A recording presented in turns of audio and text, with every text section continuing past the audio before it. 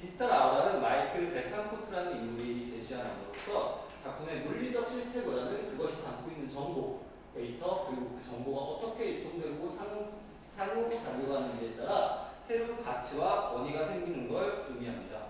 그래서 블록체인 기술을 통해서 디지털 파일에 보유한 정보와 거래 이력이 투명하게 기록되면서 물리적 실체는 없지만 대체 불가능한 독특한 디지털 원본성을 부여하고 있습니다. 그래서 기술적으로 디지털 환경 속에서 작품의 희소성과 유일성이 다시금 생성되는, 확보되는 방식을 보이고 있습니다.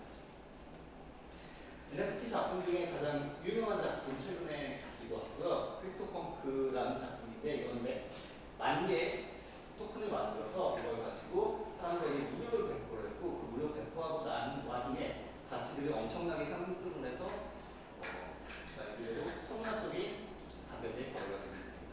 다음으로 데미안 호스트도 마찬가지로 NFT 작품을 만들었는데요. NFT 작품 1000점이랑 똑같은 실물 작업 1000점을 가지고 와서 구매자에게 선택하게 있습니다. NFT를 살 것이냐, 실물을 살 것이냐. 그래서 만약 NFT를 사게 되면 실물 작품을 폐기하고 실물 작품을 사게 되면 NFT 작품을 소거하는 방식으로 디지털 아우라를 만들어내고 있었습니다. 그래서 새로운 의례적 가치가 등장했는데요. 다름 아니라 커뮤니티의 집단적 신념과 상호작용이 새로운 디지털 의례로 작동하면서 가치를 형성하고 있습니다. 유능한 작품 중에 김정수 작가의 진달래 축복 소각 퍼포먼스가 있는데요. 이 작가가 직접 자신의 작품을 파괴함으로써 디지털 작품에 자신이 가지고 있는 NFT 작품에만 독자적인 권위와 신성함을 부여하는 상징적인 의뢰를 했습니다.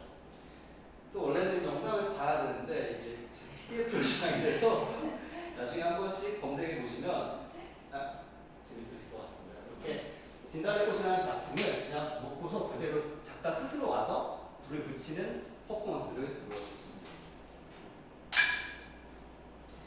그래서 아우라는 소멸이 아닌 새로운 구조로 재매개되고 있습니다. 사라지는 것이 아니라 NFT라는 새로운 미디어 형식 안에서 새롭게 구조로 재편성되어서 다른 방식으로 작용하고 있음을 확인할 수 있습니다.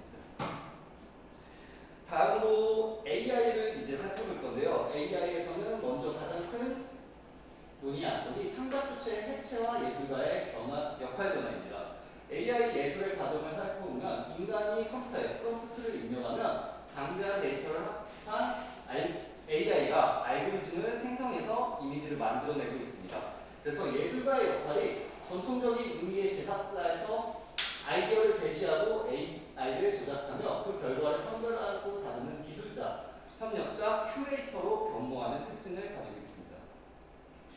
이러한 특징 때문에 AI와 관련된 근본적인 질문이 존재하는데요. 과연 저자는 누구인가?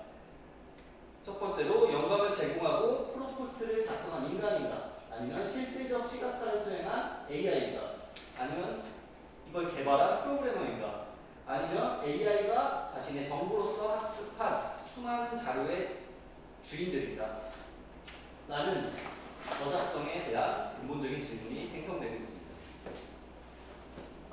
그래서 새로운 창작 패러다임이 생겼는데요. 완결된 작품을 전제로 했던 기존 예술작품과 달리 변형 자체가 미적 기준이 되는 시대로 전환됐습니다. 그래서 창작이 한 명의 천재에 의해서가 아니라 인간과 AI의 복잡한 네트워크 속에서 발생하는 과정으로 이해되고 있습니다.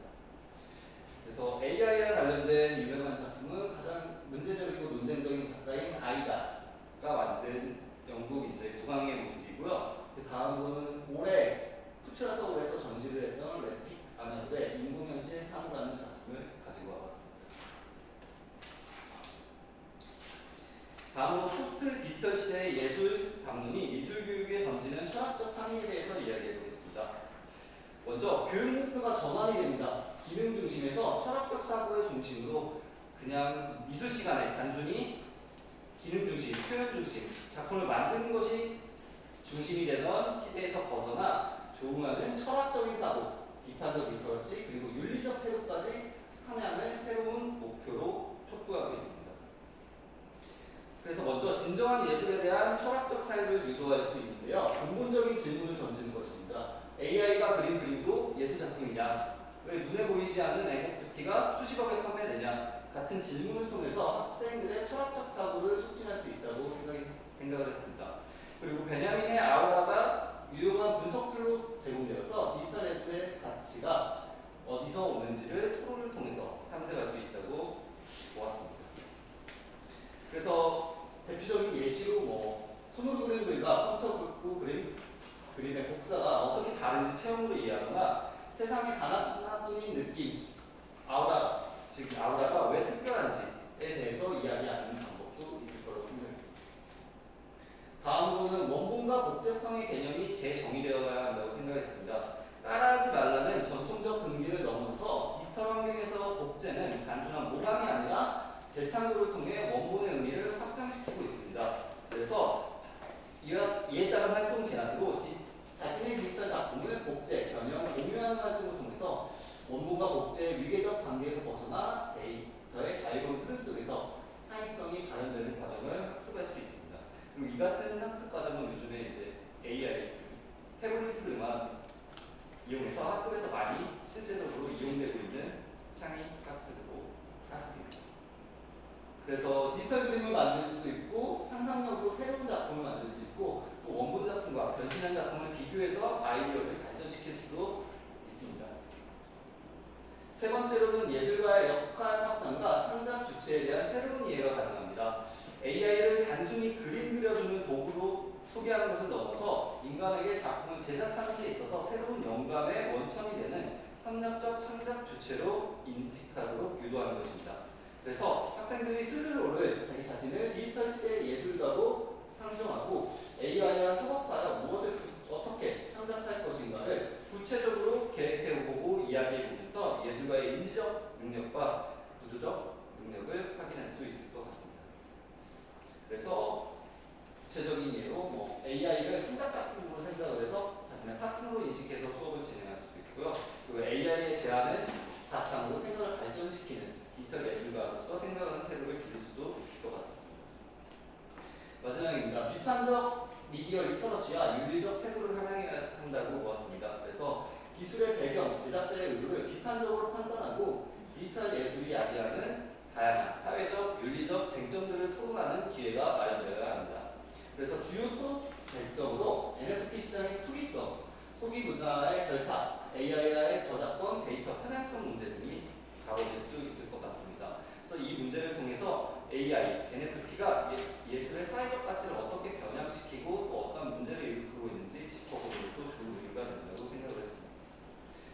토론 장면의 구체화로 먼저 NFT 시장의 투기성이 있는데요. 예를 들면 희귀한 포켓몬 카드를 누구나 갖고 싶어 하지만 나중에 비싼 값을 할 수 있다는 생각에 카드를 사 모은 후에 갑자기 카드의 가격이 올라왔을 때 말 그대로 투기죠. 그때 파는 겁니다. 근데 마찬가지로 NFT 시장에서도 작품을 모아놓고 가격이 상승했을 때 파는 현상이 나타나고 있습니다. 그래서 그림을 좋아하는 것이 아니라 그림 그 자체가 투기 목적으로 활용되는 경우가 있습니다. 다음은 소비 문화의 결탁인데요. 예를 들어서 스티커나 포켓몬빵을 샀을 때 한참 포켓몬빵 안에 있는 스티커가 엄청난 유행을 했잖아요.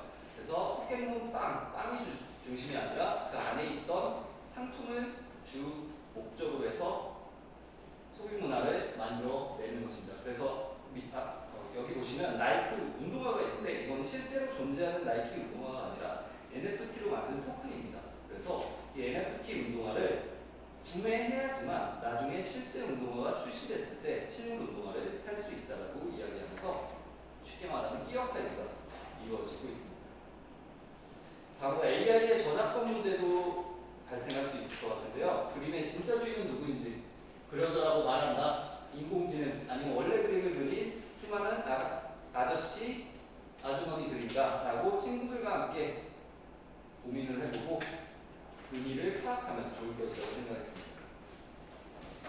마지막으로 AI의 데이터 편향성 문제인데요. 이것은 가장 쉽게 얘기하면 인공지능이 과학자는 모두 남자라고 생각하고 과학자를 그려줘 라고 했을 때 남자 과학자만 이미지를 생성하는 경우가 있습니다. 예를 들어서 간호사를 그려줘 라고 했을 때 여자 간호사만 AI 이미지가 생성되는 경우도 마찬가지라고 볼 수 있습니다. 이게 AI의 정보 편향성 문제에 해당됩니다. 결론입니다.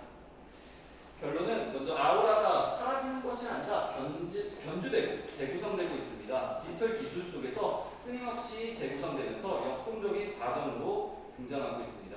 그리고 NFT를 통해 새로운 디지털 아우라가 창출되고 AI를 통해 예술의 원본성에 대한 근원적인 질문을 던지고 있다고 봅니다.